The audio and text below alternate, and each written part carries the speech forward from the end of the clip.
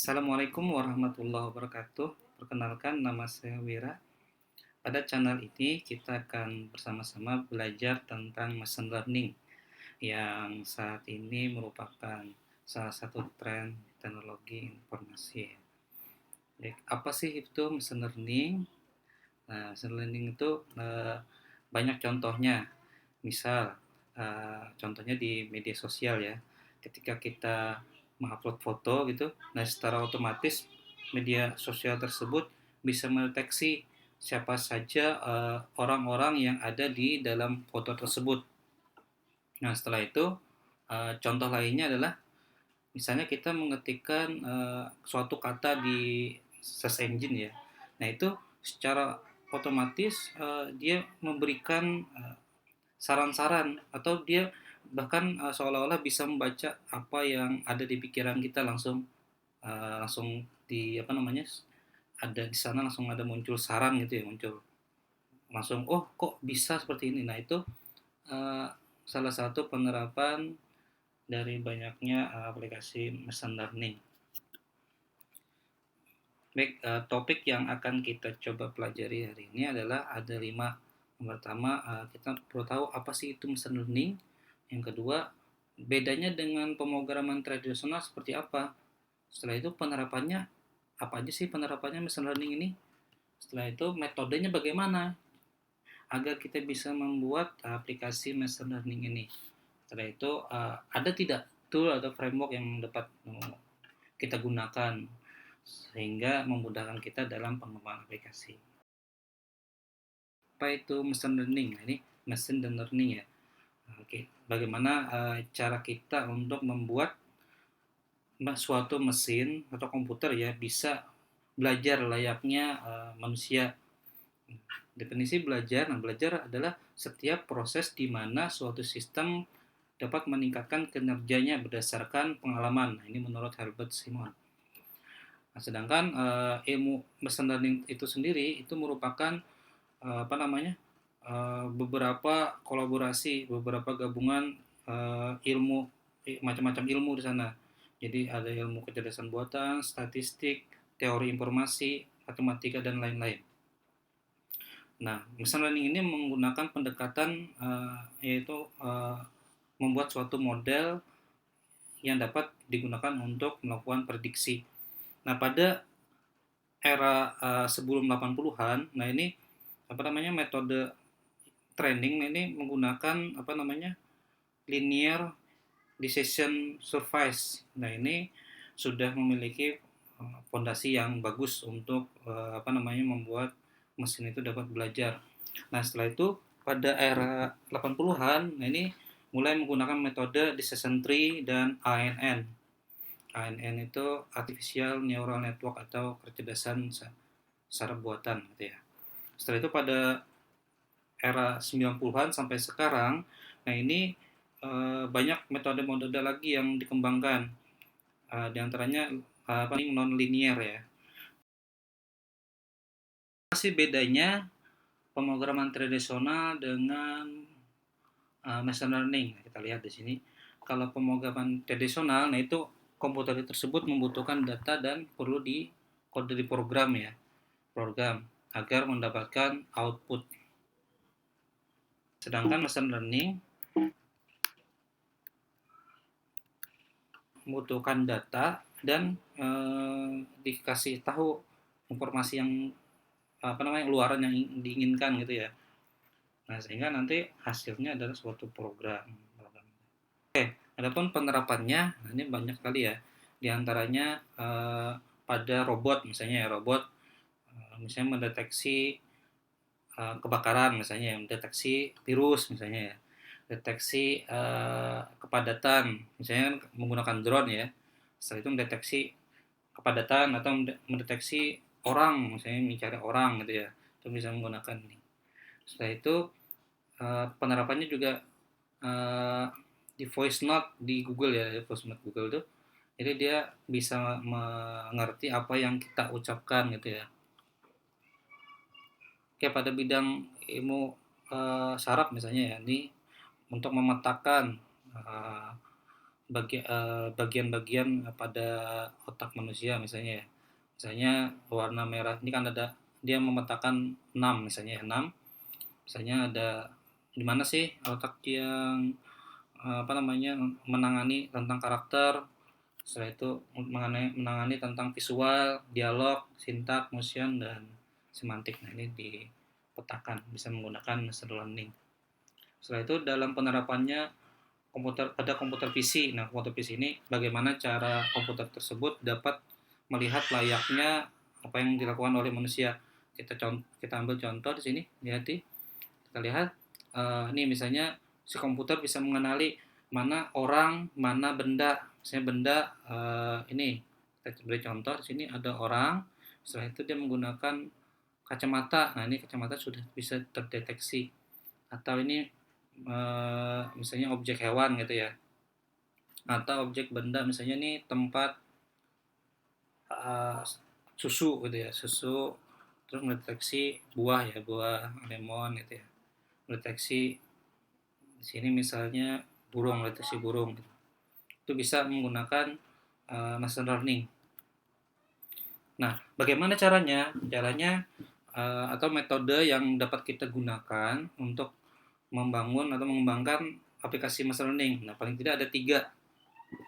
Yang pertama adalah unsupervised learning atau pembelajaran yang tidak terbimbing. Nah, ini biasanya umumnya digunakan untuk permasalahan clustering dan asosiasi. Nah, clusteringnya apa sih?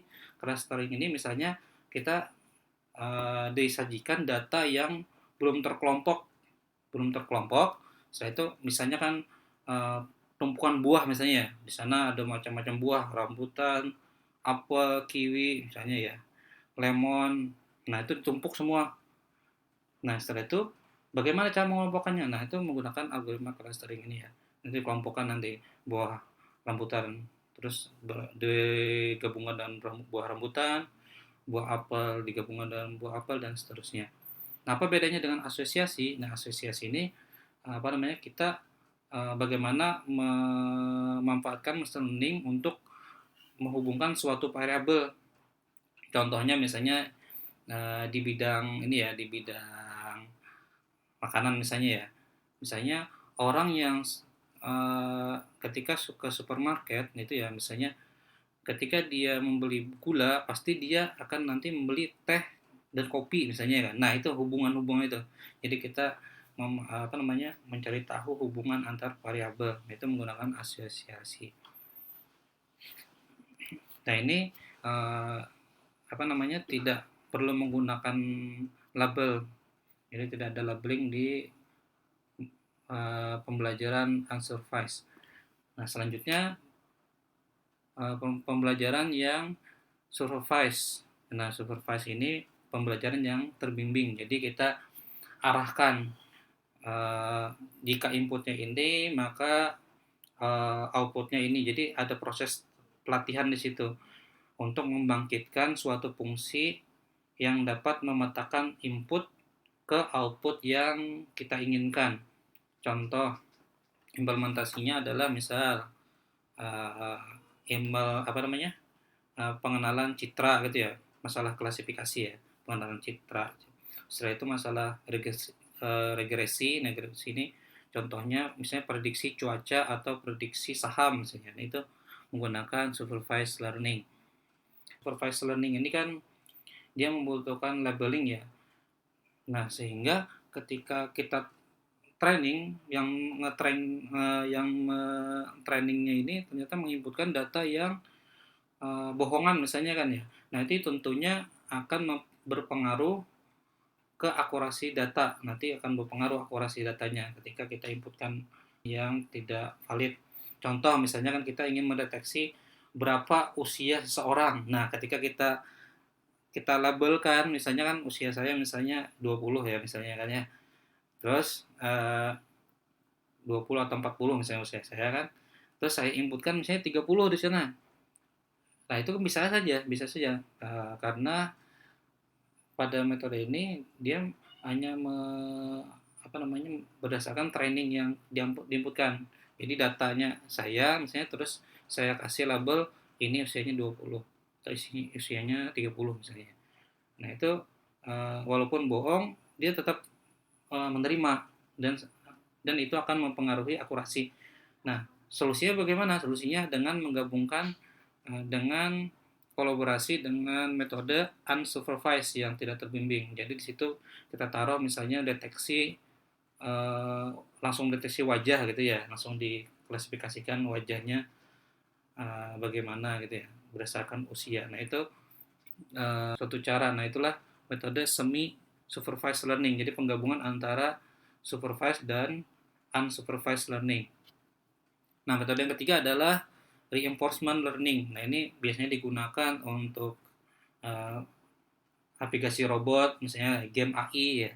Unsupervised learning, misalnya ini sampelnya yang belum terkelompok.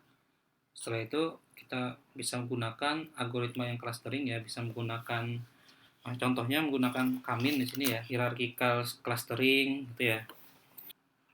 Oke, lanjut reinforcement learning. Nah ini contohnya, dia ingin mendapatkan keju. Nah ini lingkungannya seperti ini. Jadi ketika dia berjalan terus nanti bertemu dengan jalan buntu gitu, nanti dia menyimpan informasi, oh bahwa ini jalan buntu nih, salah. Nanti dia menyimpan itu sebagai log dia, sebagai pengetahuan dia. Setelah itu dia melakukan lagi ulang-ulang sampai berhasil mendapatkan keju. Nah itu supervised learning, contohnya misalnya spam ya, spam. Ini spam di ini misalnya X ini variabel datanya ya, Y itu labelnya. Nah datanya misalnya kita lihat, oh ini spam, berarti kita tinggal tandai oh, ini spam. Kita kasih contoh spam, spam bukan spam gitu ya. Nah, ini tahapan training nanti, sehingga dia bisa memprediksi ketika diberikan nilai X gitu ya, dia bisa memprediksi Y, nilai Y-nya, Y-nya kan labelnya ya. Ketika datanya X, terus datanya misalnya email spam, nanti dia sudah bisa memprediksi bahwa ini spam. Itu contoh supervised learning. Baik, kita bisa menggunakan banyak framework ya. Framework ini merupakan kerangka kerja yang berisi source code yang bisa langsung kita gunakan. Di dalamnya banyak fungsi-fungsi, misalnya fungsi ambil, bisa ngeload gambar, terus melakukan klasifikasi dan lain-lain. Tinggal menggunakan framework ini. Ada banyak framework, diantaranya ini ada TensorFlow, PyTorch, Keras, dan lain-lain.